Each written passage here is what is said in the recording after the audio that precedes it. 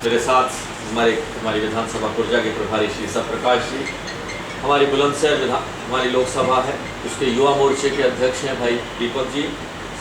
7 विधानसभा हैं इनके अंडर में और 28 लाख वोट युवा मोर्चे का। उस जिला इतना बड़ा जिला है, 7 विधानसभा है और एक विधानसभा में 3.5 लाख वोट दिखाई पड़ता। सुरेश जी कहाँ गए हमारे? हाँ, गुरु जी सुरेश जी सेवानिवृत्ति लेकर शिक्षक के पद से अब पार्टी को और सामाजिक कार्यों को जीवन समर्पित कर दिया है, हमारे साथ है। साथियों, इस परिवर्तन की बेला में 2014 में जो परिवर्तन आया, उस परिवर्तन को रायबरेली में दोहराने की जरूरत है। ये चुनाव किसी व्यक्ति का नहीं है, ये चुनाव देश के भविष्य और देश के भाग्य का चुनाव है। 5 वर्षों तक देश का नेतृत्व कौन करेगा, ये चुनाव उसका चुनाव है। हम चिकित्सक बंधु शायद अपनी वो हनुमत शक्ति को नहीं पहचान पाते। मैं बताना चाहता हूं कि मेरी जो एक विधानसभा है नोएडा, जिसमें 6,68,000 वोट, और मैं उस विधानसभा में एक दिन भी नहीं गया पिछले 3 महीने। चुनाव लड़ा है, 11 तारीख को हमारा चुनाव पूरा हो गया। पत्नी गायनेकोलॉजिस्ट है, वही गई, बेटिया आई सर्जन है, उन दोनों ने ही चुनाव देखा। मैं उस विधानसभा में क्यों 1186 गाँव भी हैं, 23 लाख वोट है हमारे यहाँ, 150 किलोमीटर लंबी है।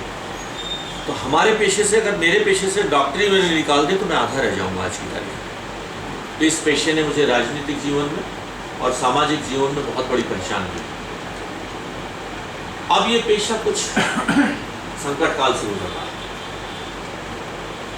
जिस डॉक्टर साहब शब्द को प्रेस मीडिया ये वो सब ये मानते थे, साहब ये तो देवताओं का पेशा है, अब उसके पीछे वकील भी घूम रहे हैं, मीडिया वाले भी घूम रहे हैं, कुछ गलत हाथ से गिर जाए तो पकड़े इनको, अपने डॉक्टर बंधु भी एक दूसरे के पीछे घूम रहे हैं। और तो और संसद के लोग बैठे भी समझते हैं तो बहुत पैसा कमाते हैं, और एक आध कोई खबर अखबार में छप जाती है, साहब फलाने इतना बिल बढ़ा दिया, इतना घटा दिया। अब वो बात उनकी दर्द नहीं समझते।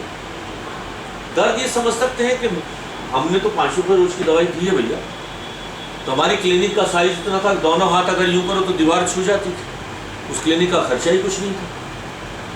हम ही बाबू, हम ही क्लर्क, हम ही चपरासी, हम ही स्वीपर, सब कुछ करके अपनी क्लिनिक चलाते थे। 5 रुपया रोज की दवाई देते थे। तो 40 साल पहले की बात है। नोएडा क्रिमिनल जोन है, बड़ा भयंकर क्रिमिनल जोन है। भाई साहब जानते होंगे कि क्रिमिनल जोन है, भयंकर क्रिमिनल, थोड़ा बहुत नहीं, भयंकर क्रिमिनल।